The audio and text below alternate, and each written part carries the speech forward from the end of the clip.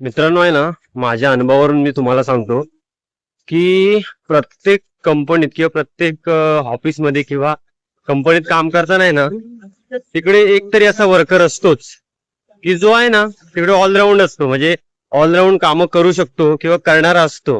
हे त्यालाही माहित असतं आणि सेटलाही माहित असतं, बॉसलाही माहित असतं.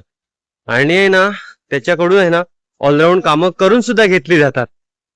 त्याला कुठली पोस्ट नसते की बाबा तू ह्या पोस्टवरच काम कर, असं काय नसतं. वेगवेगळ्या डिपार्टमेंट वेगवेगळ्या पोस्ट असतात, पण त्याला कुठली पोस्ट अशी नसते फिक्स. परंतु तो काम करत असतो, सगळी ऑलराऊंड काम करत असतो. त्याला सांगितली सुद्धा जातात सगळी कामं करायला आणि करत सुद्धा असतो तो निमूटपणे. कारण सध्या मजबूर आहे प्रत्येकाला. आणि ना, ह्या सगळ्या गोष्टी आहे ना, ऑफिसमध्ये सुद्धा असू द्या किंवा कंपनी सुद्धा असू द्या, बाकीचे जे वर्कर असतात ना, त्यांना पगार जास्त असतो. पण जो हे सगळं ऑलराऊंड काम करतो ना आणि ऑलराऊंड काम करून घेतलं जातं ज्याच्याकडनं, त्याला पगार आहे ना सगळ्यात कमी असतो.